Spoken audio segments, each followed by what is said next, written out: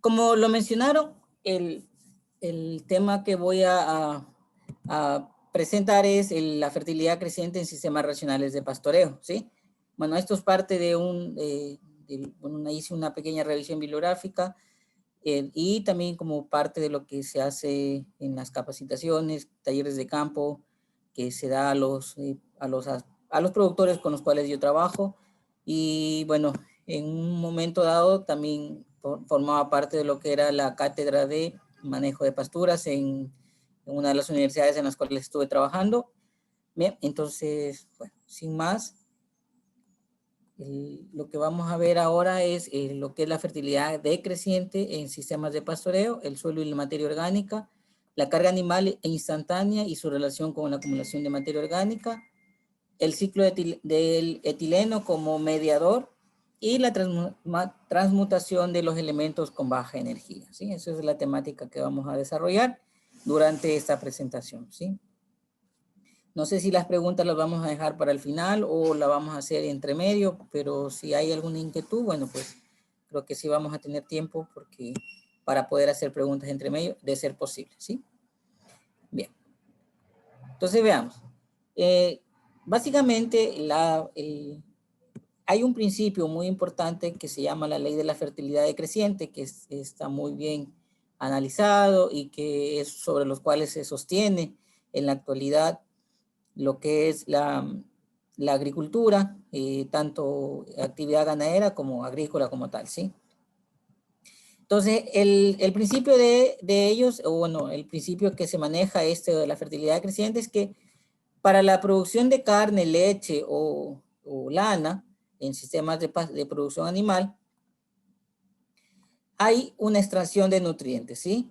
Cuando hacemos una extracción de nutrientes debido a la producción de carne, leche y lana, también con ello se disminuye la fertilidad del suelo y por ende también la productividad del suelo. Entonces ese es el principio sobre los cuales está fundamentado la ley de la fertilidad decreciente, es decir, donde después de un proceso, de una actividad, ya sea agrícola o en este caso la producción animal, necesitamos reponer al suelo lo que estamos extrayendo, producto de lo que estamos realizando, ¿sí? Entonces, y eso está sustentado también por un par de trabajos muy importantes, el de Fernández, que lo realizó en la Universidad de Sao Paulo, y el profesor Batallas, Carlos Batallas, de hecho, aquí en Ecuador en el 2008 y en el 97 respectivamente, donde, por ejemplo, Fernández, ellos establecieron o determinaron de que para producir 500 kilogramos de carne, de peso vivo, o sea, o para producir un animal de 500 kilogramos de peso vivo, se extrae prácticamente por cada 500 kilogramos 1.8 kilogramos de fósforo, ¿sí? Asimismo, el profesor Batallas menciona de que por cada litro de leche producido se extrae en la leche 1 gramo de fósforo, ¿sí? Entonces, hablamos de fósforo básicamente porque el fósforo como macronutriente es uno de los más limitantes a nivel del suelo y quizás uno de los que más utiliza la célula para todos sus procesos metabólicos, ¿sí? Entonces, partiendo de ese hecho, bueno, entonces ahí obviamente se justifica el hecho de que tenemos que, por cada vez que estamos produciendo carne, leche o lana, necesitamos devolverle al suelo a esos nutrientes que estamos extrayendo producto de la actividad, ¿sí? Entonces, pero partiendo también hay una cosa muy importante que hay que señalar allí, ¿sí? Es que quizás quizás se han olvidado, quizás se ha dejado de lado o quizás no se le ha dado la importancia que amerita lo que es la materia orgánica y su relación directa con el suelo, fertilidad principalmente. ¿Ya? Entonces, estos autores indican de que básicamente la materia orgánica juega un rol muy importante en lo que es la fertilidad integral del suelo, ¿sí?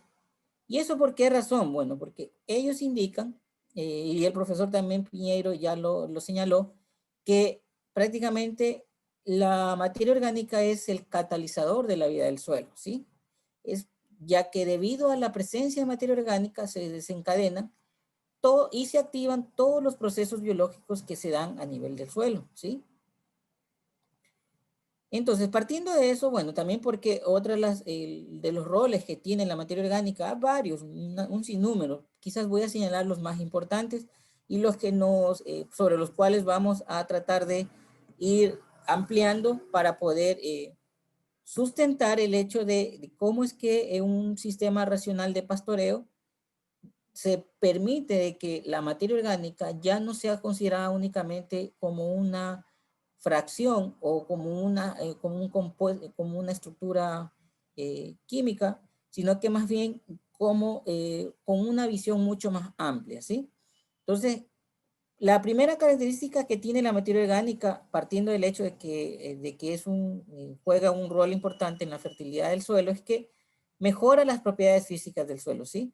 Entonces, prácticamente la materia orgánica, en cualquiera de sus formas, en cualquiera de las formas que se aporte al suelo, ya sea residuos vegetales,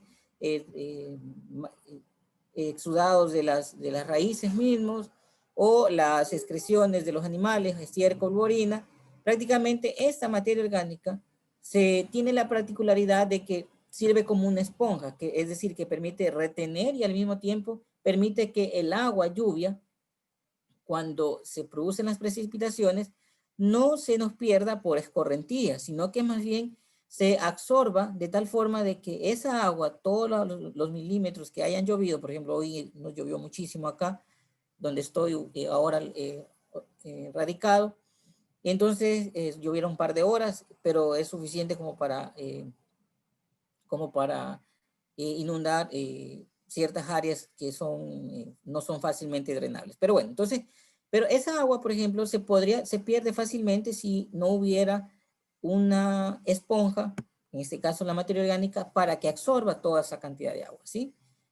Por un lado. Por otra parte, es que justamente es la materia orgánica la que tiene la capacidad de evitar de que cuando por efectos del pisoteo de los animales, el suelo se nos compacte. Entonces, la capacidad el poder de resiliencia que tiene la materia orgánica le confiere al suelo una ayuda en términos de que si estamos utilizando una alta carga, no se nos compacte, porque básicamente la compactación es producto de que una de las causas de compactación justamente es porque no hay una capa o una estructura de que permita amortiguar la pisada del animal, y por lo tanto justamente las capas del suelo se va compactando, ¿sí?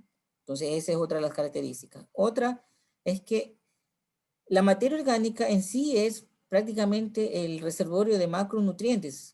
Hablando en términos, por ejemplo, de nitrógeno, el 95% del nitrógeno orgánico que está presente en el suelo justamente está asociado a materia orgánica. Por esa razón es que se habla de que a medida que aumenta materia orgánica, la fertilidad del suelo también aumenta de por sí, ¿ya? Y asimismo, a medida que la materia orgánica disminuye, la fertilidad del suelo también disminuye, ¿sí? Entonces ahí eso es una de las características muy importantes que tiene la materia orgánica. También lo que mencionó ya hace mucho tiempo la profesora Primavesi es que justamente la materia orgánica ayuda a corregir la acidez del suelo y es un poco más estable a diferencia de los calcáreos dolomíticos, que no tienen esa misma particularidad, pese a que cumplen la función de corregir pH, acidez del suelo, ¿sí? Y esta quizás es una de las más importantes, y ya en algún momento acá en estas instancias también se habló sobre el tema del secuestro de carbono por parte de la materia orgánica. Se dice que un kilogramo de materia orgánica estabilizada tiene la capacidad de secuestrar 3.67 o 3.7 kilogramos de carbono anualmente, ¿sí? Bueno, ahora, por otra parte hay que tomar en cuenta cuáles son las fracciones en las cuales encontramos materia orgánica en el suelo, ¿sí? Existen tres, de acuerdo a lo que mencionan estos autores. La humificada, la estabilizada y, perdón, ahí la activa. Aquí se me escapó esta última, es activa. La humificada, estabilizada y la activa. Disculpen, aquí es activa, ¿sí?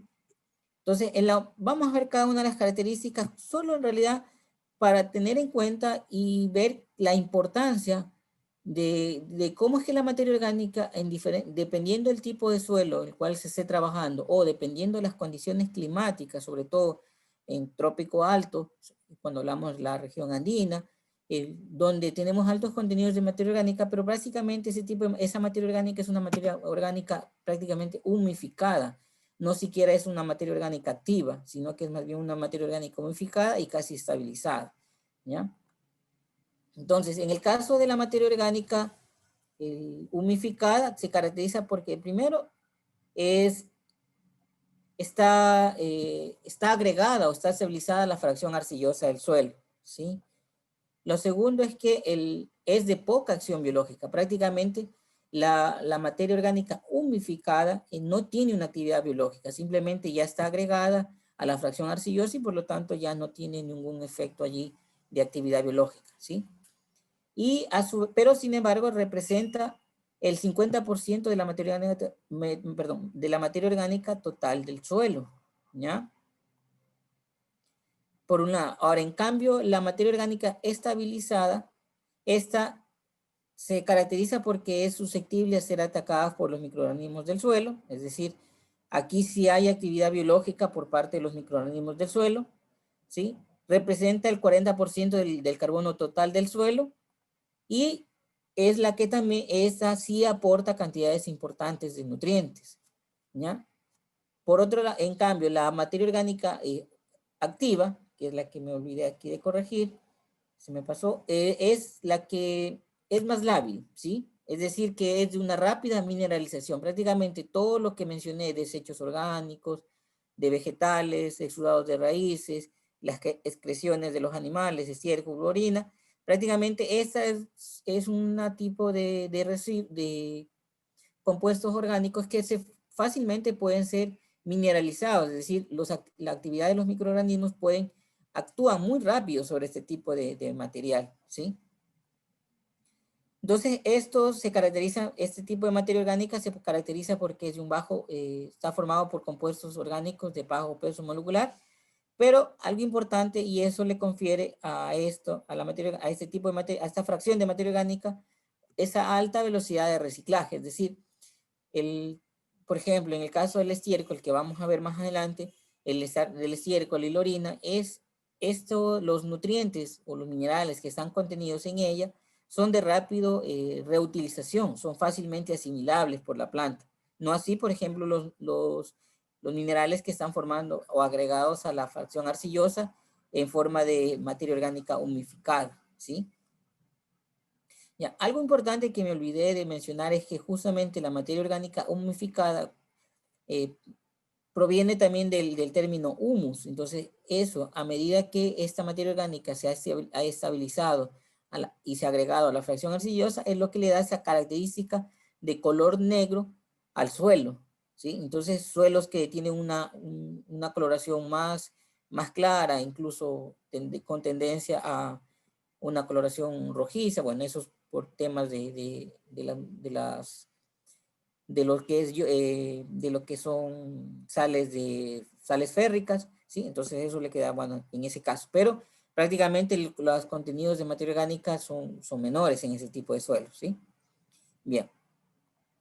Y finalmente, bueno, la materia orgánica activa, como mencioné, está integrada por restos vegetales, exudados radiculares, y lo que nos interesa justamente es las excreciones orgánicas de animales, ya sea en forma de estiércol u orina, ¿sí?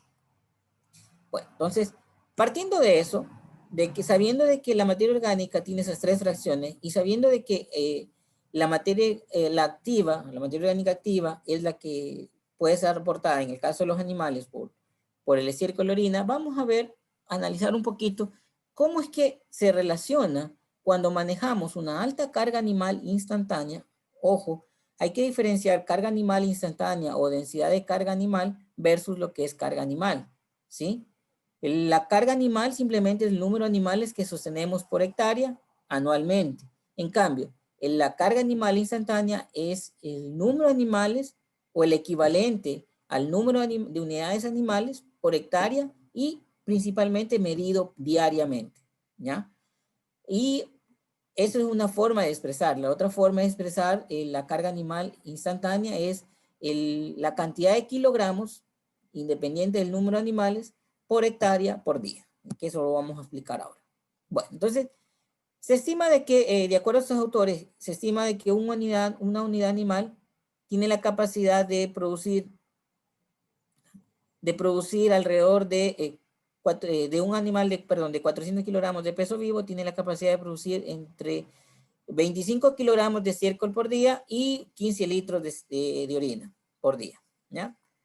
Ahora, si nosotros manejáramos una densidad de carga animal equivalente a entre 100 a 200 unidades animales por hectárea por día, o lo mismo que decir 45.000 a 90.000 kilogramos por hectárea por día, cuando manejamos este tipo de densidades de animal al suelo, en cada ocupación que hagamos a una determinada superficie, vamos a aportar alrededor de 4.000 a 8.000 kilogramos de fertilizante natural, ¿sí? Entonces, como estiércol fresco, únicamente, solo estiércol fresco, no, ni siquiera vamos a especificar cuánto de fósforo, cuánto de nitrógeno, potasio o los demás minerales que podemos encontrar en el estiércol, solamente de bovinos, ¿sí?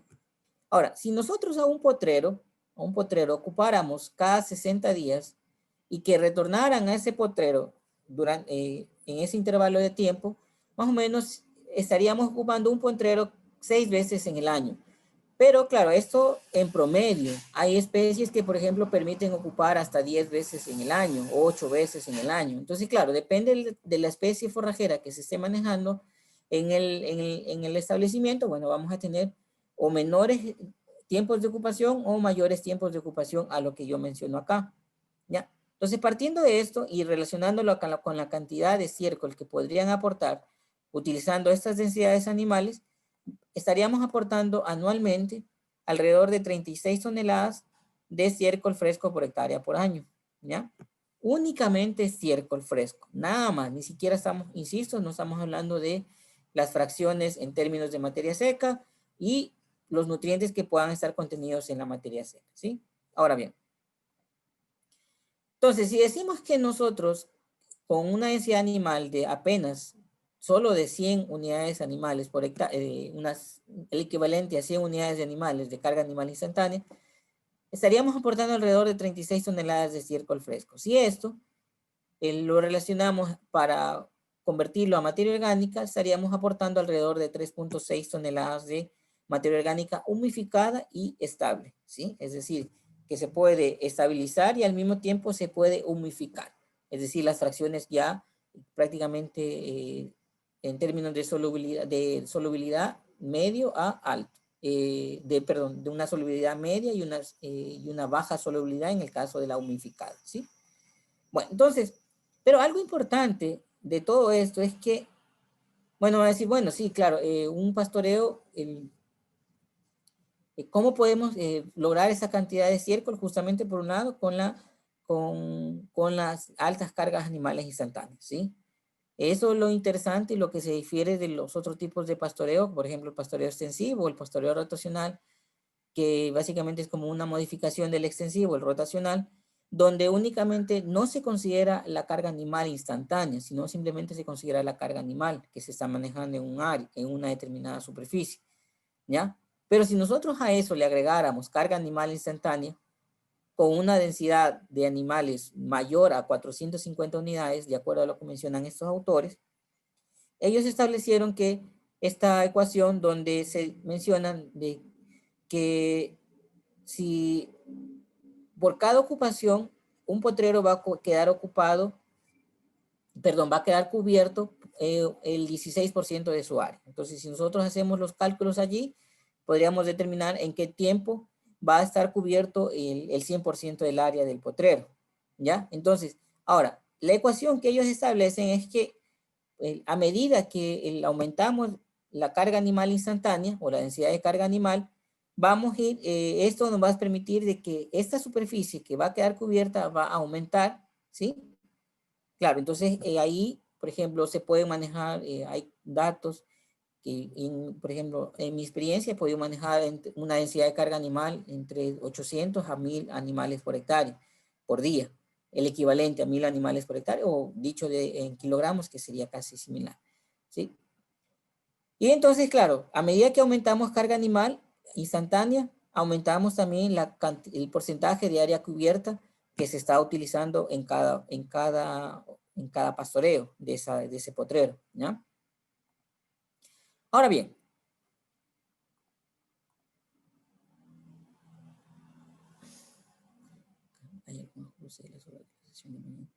bueno, en realidad el ajuste del cambio de las horas de sesión, claro, o sea, el tema aquí varía, va a ser muy interesante porque si nosotros queremos hacer una densidad de carga animal superior a 1500 unidades animales por hectárea por día, claro, el tiempo de ocupación de la parcela tiene que ser tan reducida de tal forma que permita que esa ocupación se dé únicamente 2 horas como máximo y inmediatamente asignamos una siguiente área.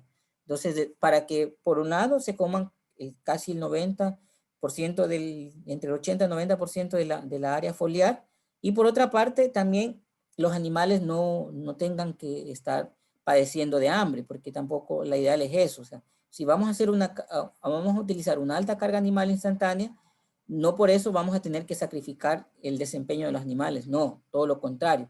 Buscamos optimizar la utilización de la pastura, ser más eficientes en su utilización, pero por otra parte tampoco no queremos que el animal disminuya su desempeño, sino todo lo contrario, que su desempeño se mantenga regular durante el transcurso del día, y que mejor durante el transcurso del año, ¿sí? Entonces eso es lo que se lo conoce como los rendimientos regulares en las leyes universales del pastoreo, ¿ya?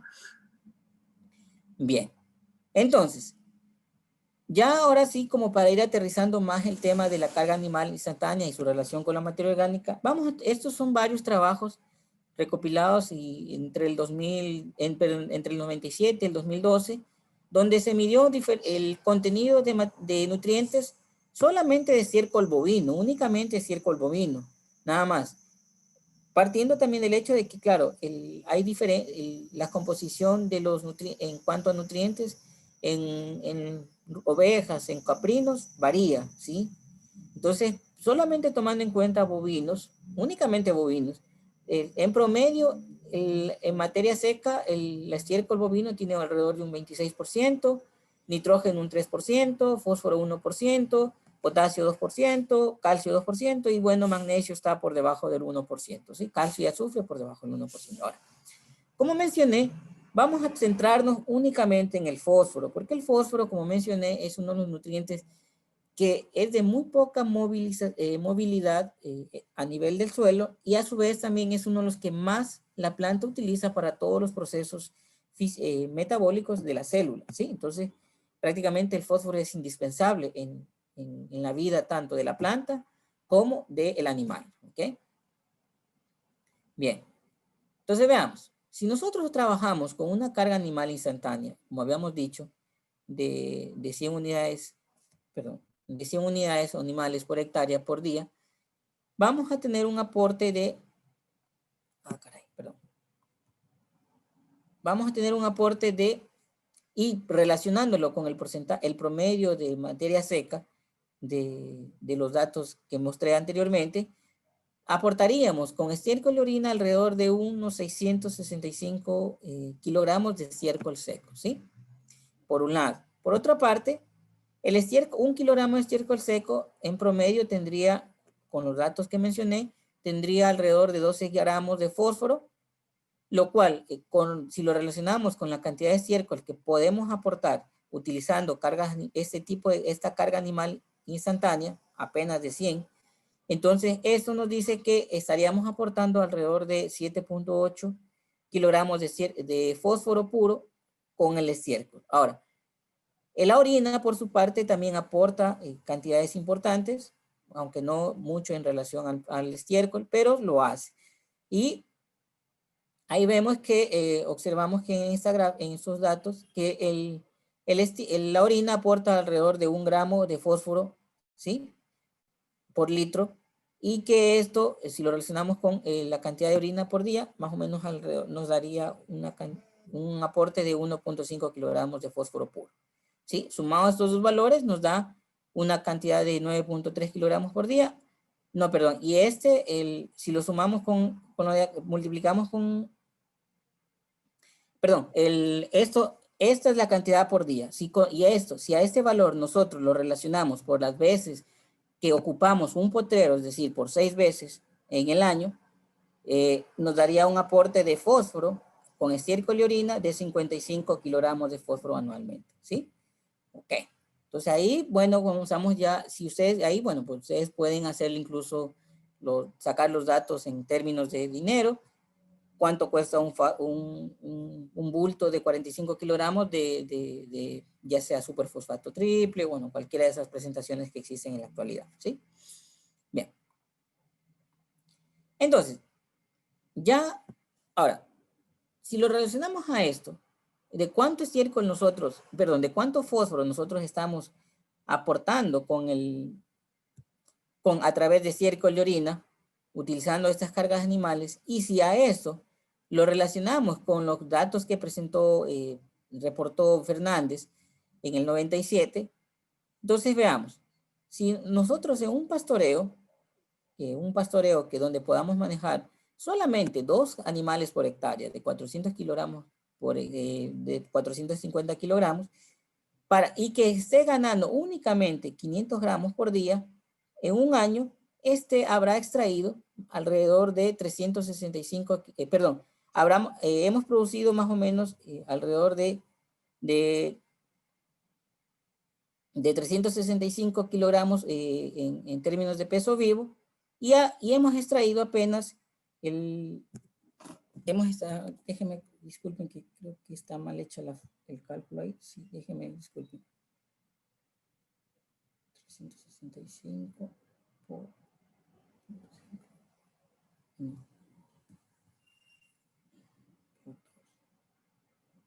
No, sí está bien, disculpen, se me hacía raro que estén los mismos valores, ¿sí? Entonces, les decía de que si sostenemos en una carga animal de 2 animales por hectárea que estén ganando diariamente 500 gramos, en el año habremos producido alrededor de 365 kilogramos, ¿sí? Independiente del peso de los animales, ¿bien? Ahora, y si a esto lo relacionamos con cuál es la tasa de extracción en función a lo reportado por Fernández, nos dice que hemos extraído alrededor de 0.86 kilogramos de fósforo solamente manejando una carga animal instantánea, una carga de 2 animales por hectárea. Y ahora, si nosotros relacionamos la tasa de extracción versus la tasa de reposición a través de estiércol y orina, entonces miren que la tasa de extracción versus la tasa de reposición hay una diferencia muy amplia, ¿sí? Es decir, que prácticamente gran parte de los nutrientes, ya sea aportados en forma de concentrado, ya sea en forma de sales minerales, prácticamente solo es una pequeña fracción que utiliza el animal. El resto todo se pierde en estiércol de orina, en términos de cuantificación, de económica, ¿sí? Pero ya en términos de aporte para mejorar la fertilidad del suelo, bueno, pues es una cantidad importantísima. Si relacionamos, como mencioné, tasa de reposición versus tasa de extracción, ¿ok? Ahora bien, ¿qué pasa con la leche? Como mencioné, por cada litro de leche se extrae 1 gramo de fósforo del suelo, y si asimismo manejamos únicamente 2 animales por hectárea,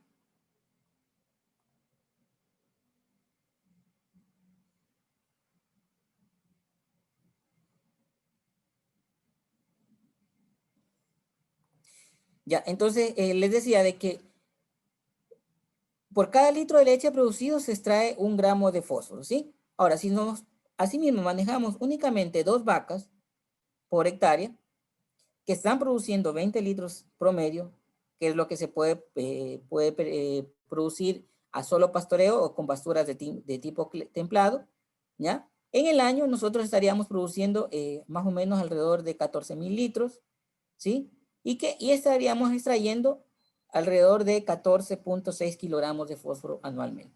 Asimismo, si nosotros relacionamos la cantidad de fósforo que extraemos con estos niveles de producción, los cuales son aceptados en solo pastoreo sin uso de concentrados, miren la cantidad de fósforo que se exporta versus la cantidad de fósforo que nosotros podemos reponer. Es decir, el reciclaje de nutrientes que hay, de fósforo principalmente, como mencioné, en un sistema de pastoreo, ¿ya? Entonces ahí como que nos terminamos, nos deja así pensando de que al final ese tema de la ley de la fertilidad decreciente en los sistemas de pastoreo, bueno, no son así como no los dice. Quizás en los sistemas de agricultura es justificable, quizás, pero habría que ver el tema ya en un sistema de pastoreo. Entonces ahí como que habría que echarle un poquito más de cabeza y ampliar un poco la visión en cuanto a ese tema. Y quizás abrir nuevas líneas de investigación sobre este tema de lo que es la fertilidad creciente en un sistema racional de pastoreo que considere cargas animales instantáneas altas, ¿sí? Superiores a 500 animales por el equivalente a 500 animales por hectárea, ¿sí? Bien.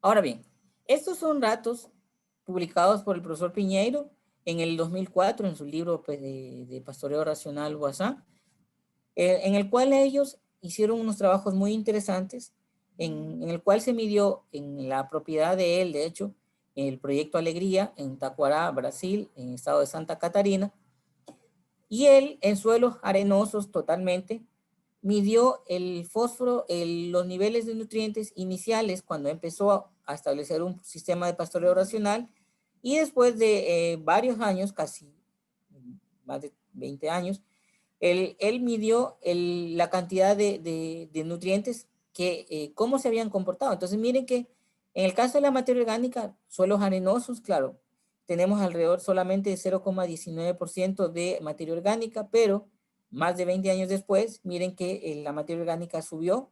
Bueno, es de esperarse porque son suelos arenosos, entonces la reestructuración de un suelo arenoso es mucho más complejo en cuanto a estructura física, ¿sí? Pero miren la cantidad de fósforo, cómo es que el fósforo cuando se inició era apenas, no llegaba ni a un ppm, y después en el año 93, cuando él volvió a medir, el fósforo subió de menos de 1 a 16 ppm, ¿sí? Sin aplicar ningún tipo de fertilizante sintético, nada de eso, simplemente haciendo cargas animales instantáneas altas, ¿ya? Lo mismo pasa con el potasio y el pH. Bueno, el pH más bien, en vez de subir, perdón, de subir al neutro, más bien se acidificó un poco, pero volvieron a repetir el mismo experimento y en el cual midieron un potrero específico versus los potreros del vecino, y ahí encontraron de que, por ejemplo, los potreros, el potrero 12, tenía un nivel de materia orgánica de 1.4% y el vecino tenía un nivel de materia orgánica de 0.8%, ¿sí? El fósforo igual, miren que el fósforo en este potrero era de 28 ppm y en el vecino eran apenas de 2.3. ¿Ya? El potasio, bueno, aquí no hubo, más bien hubo valores inferiores en relación al vecino, pero el pH prácticamente era el mismo, ¿sí? Casi el mismo, bueno, solo 0,2 décimas allí en términos de pH, ¿sí?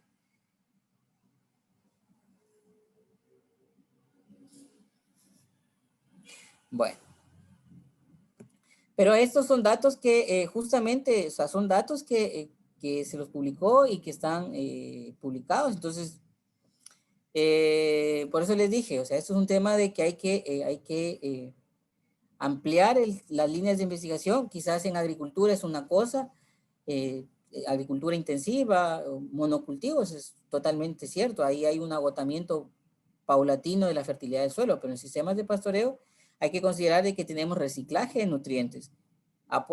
Y si combinamos a ese reciclaje de nutrientes de solo estiércol de orina más un sistema silvopastoril, ahí hay un reciclaje importante de nutrientes. Entonces no podemos decir de que el pastoreo agota la fertilidad del suelo cuando sabemos de que el aporte a través de materia orgánica en forma de hojarascas, de residuos vegetales, aporta materia orgánica y con ello también nutrientes. El estiércol y orina, como mostré, aporta también nutrientes. Entonces allí, o sea, hay que visualizar, ver el tema desde otra perspectiva y no decir que simplemente que el pastoreo agota y que por lo tanto debemos fertilizar. Son datos, no, son datos de mucho tiempo y entonces por lo tanto no se puede decir de que el pastoreo como tal agota sí o sí la pastura, ¿ya? Esto fue en Brasil. Otro experimento, asimismo, publicados por el profesor Piñeiro en su libro, él indica asimismo, miren, en tan solo 5 años, en Argentina, en tan solo 5 años, miren cómo la materia orgánica pasó de 4.6% a 6%, o sea, en solamente 5 años, ¿ya? El nitrógeno total pasó de 0.19 a 0.300. El fósforo disponible, como mencioné, en el año, al inicio tenía 17 ppm y al final tenía, después de 5 años tenía 38 ppm. Entonces, sin aplicar ningún tipo de fertilizantes. Entonces, ¿dónde está el tema de que un pastoreo puede agotar la fertilidad del suelo? ¿Ya? Y en cambio el pH, bueno, el pH no hubo diferencias. La capacidad de intercambio catiónico igual se aumentó después de 5 años. Entonces ahí, y el magnesio, por ejemplo, miren que uno de los nutrientes muy importantes, que casi que es uno de los más limitantes en sistemas de pastoreo, porque no se retiene a diferencia del calcio y fósforo en el animal, sino que siempre hay que estar aportando constantemente. Y miren que en el suelo tenemos prácticamente que partieron de 0,5 ppm, mil equivalentes por cada 100 gramos de muestra de magnesio a 3 mil equivalentes. Entonces, allí algo está pasando, ¿ok? Entonces, ahí viene algo importante, es que justamente, ¿cómo es que se puede dar este tema de la fertilidad y cómo es que el pastoreo no termina agotando, sino que más bien se termina potencializando? Entonces, ojo, hablamos de pastoreos donde utilizamos cargas animales instantáneas altas, superiores a al equivalente de 100 animales por hectárea por día. Cuando hablamos de pastoreos extensivos, rotacionales, donde no consideran ni siquiera la fisiología de la pastura, mucho menos la carga animal, la concentración de estiércol y orina por metro cuadrado, entonces son cosas diferentes. Pero cuando consideramos solamente agregando presión de pastoreo, concentramos el estiércol en un solo sitio y por ende, claro, ese sitio va a recibir mayor aporte de nutrientes a diferencia de otros sitios si no se hiciera un pastoreo con una alta carga animal instantánea, ¿sí?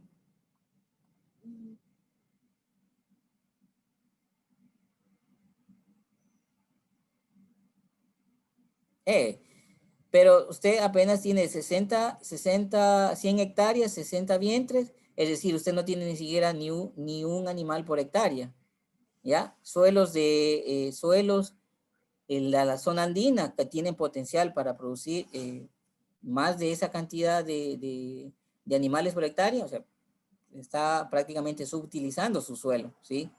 Porque prácticamente las pasturas de clima templado tienen potencial para poder producir por lo menos arriba de 2 animales por hectárea, ¿sí?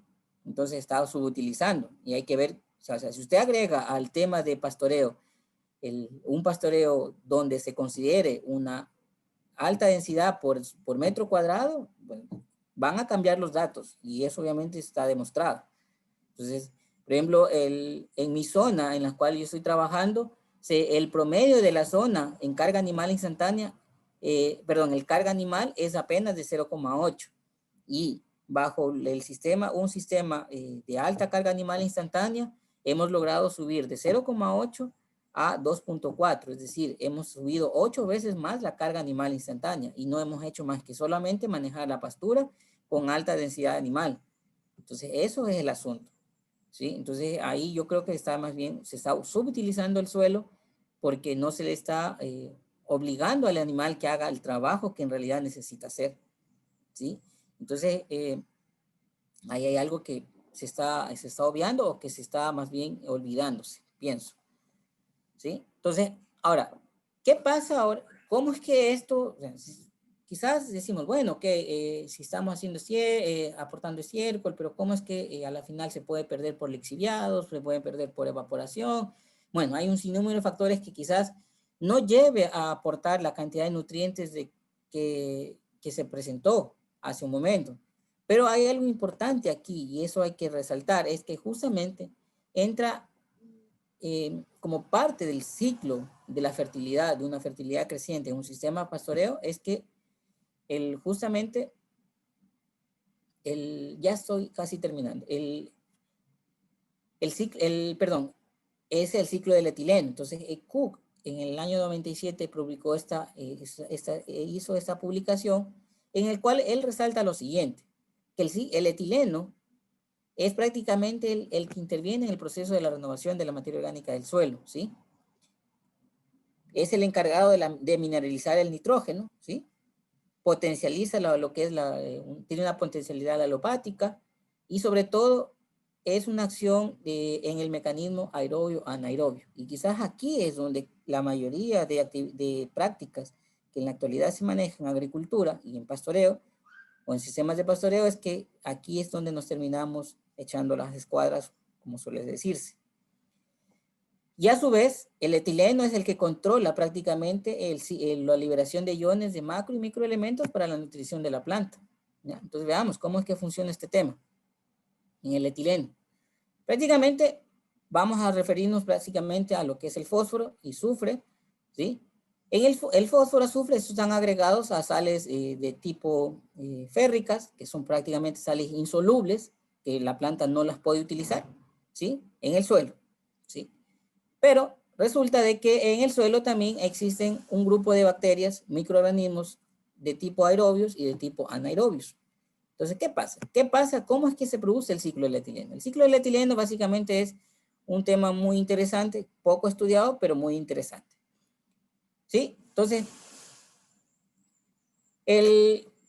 básicamente partimos que en un suelo aireado, un suelo sin agresiones, es decir, que nunca se ha roturado, nunca se ha agredido con arados, bajo ningún tipo de ese tipo de maquinarias que lo único que hacen es dañar la estructura física del suelo, más no mejorarla. Hace una mejoría, pero es mediática, más no a largo plazo. Entonces, lo que hace es que cuando un suelo está bien estructurado físicamente, tenemos niveles de oxígeno y dióxido de carbono constantes, por decirlo así. Entonces, ¿qué pasa? En los poros del suelo permiten la entrada de oxígeno, ¿sí? Las bacterias aeróbicas crecen de manera exponencial y por eso es que quizás cuando vemos un tema de hacemos un arado, si vemos esa explosión de vida en el suelo, ¿sí? Es por ese tema, ¿ok? Pero, ¿qué pasa? A medida que se agota el oxígeno en los poros, en los poros del suelo, también con ello comienza a aumentar el dióxido de carbono. Entonces ahí, en el momento que comienza a aumentar el dióxido de carbono, y por la falta de oxígeno, se activan las bacterias anaeróbicas, y justamente son ellas, las bacterias anaeróbicas, las que liberan etileno como producto metabólico, ¿sí? El etileno. Okay. Ahora veamos, ¿cómo es que el etileno actúa sobre la fertilidad del suelo, básicamente? Que es lo que queremos dejar como mensaje. Es que esto básicamente sería, vamos a suponer que aquí tenemos la rizósfera, que es la zona donde se produce, donde es la más cercana al suelo, el apoplasma y la membrana plasmática. Esto de acá sería, para acá a la derecha sería la raíz y acá sería el suelo. Entonces, en el suelo, a medida que aumenta bueno, antes de hablar del etileno, es que justamente las sales férricas se encuentran, son más fuertes, o hay mayor presencia, mayor concentración en suelos que se han roturado, que se han arado, ¿ya? Entonces, en ese tipo de suelos, los microorganismos aerobios se encargan prácticamente de solubilizar, o sea, los nutrientes que están allí se solubilizan, perdón, se agregan a las sales férricas, los cuales son totalmente insolubles, ¿sí?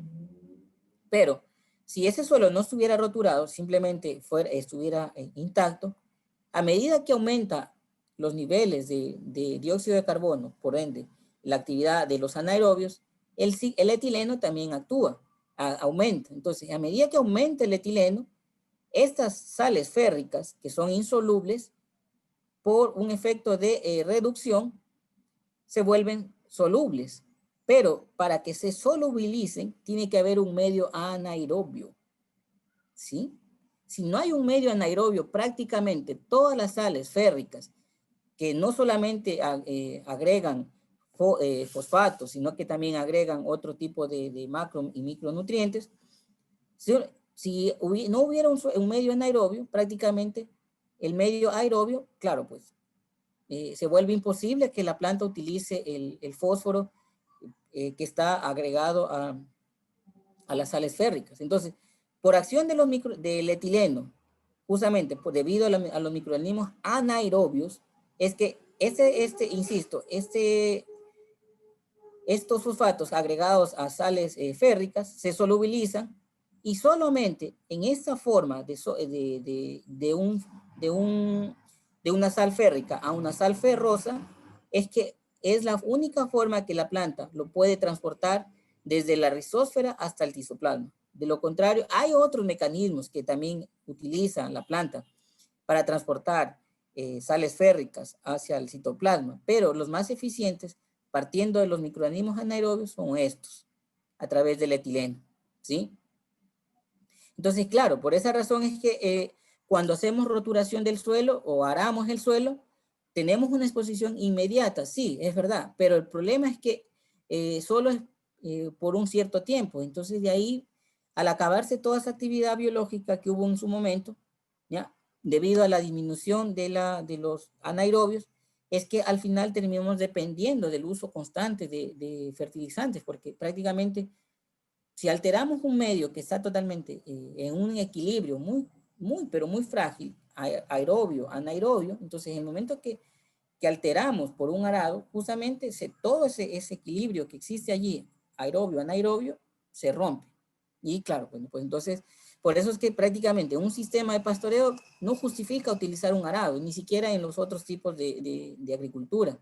No hay justificación de utilizar arado, mucho menos en suelos donde la actividad biológica es mucho más fuerte, sobre todo en climas más cálidos. Quizás en suelos de tipo templado se justifica, pero más bien es por reactivar la actividad biológica para que aumente temperatura, pero no por eso significa que eso va a ayudar a mejorar la estructura física del suelo, todo lo contrario, lo que hace que es dañar la estructura física del suelo, ¿sí? Entonces, eso hay que tomar muy en cuenta ahí. ¿Bien? Ahora bien, eso por un lado. Ahora, el ciclo de etileno tiene su parte. Aquí hay otro fundamento en los cuales se basa el de la fertilidad creciente, es que lo que se habla sobre la transmutación de elementos con baja energía.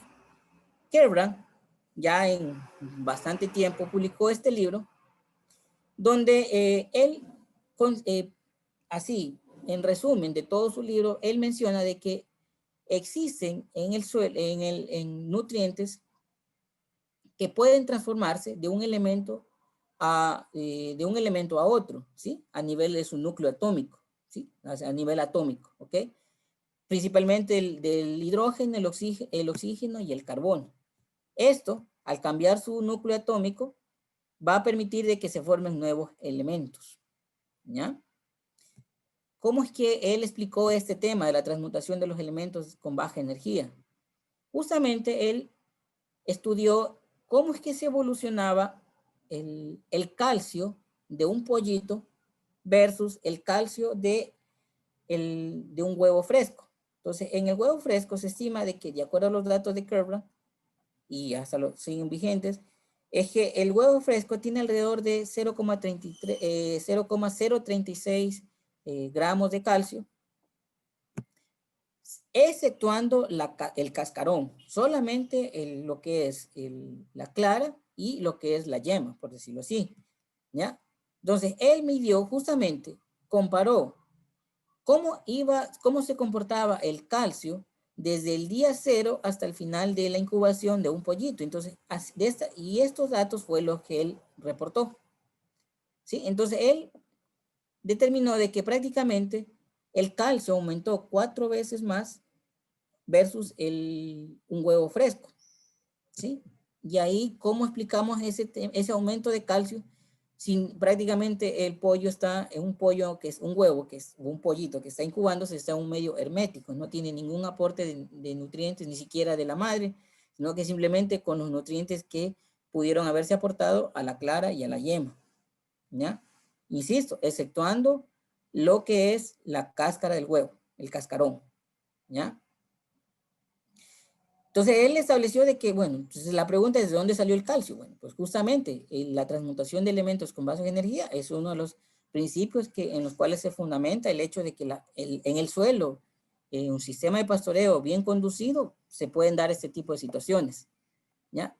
Y un ejemplo clásico de una transmutación de elementos con baja energía es lo que ocurre con la fotosíntesis, ¿sí? Prácticamente son iones que para producir una molécula de glucosa necesitamos 6 moléculas de dióxido de carbono, 12 moléculas de agua para darnos como tal una molécula de glucosa, 6 moléculas de oxígeno y 6 moléculas de agua, ¿ya? Pero simplemente, ¿cómo se hace eso? Bueno, son reacciones que se dan a nivel de la planta, pero que no necesita y que simplemente se dan. Y ese es un ejemplo clásico, es un hecho. No podemos discutir frente a un hecho que ya está prácticamente muy bien revisado, ampliado y validado, ¿ya? Entonces, estos serían los productos de la glucosa, ¿sí? Los carbohidratos que pueden ser de tipo estructurales, no estructurales, y ahí tenemos, dependiendo del tipo de pasturas, en las C3 tenemos fructosanos y en las C4 y leguminosas tenemos almidones, ¿sí? Listo, entonces eso lo que les quería presentar. Si tenían alguna pregunta, pues queda abierto el panel de preguntas.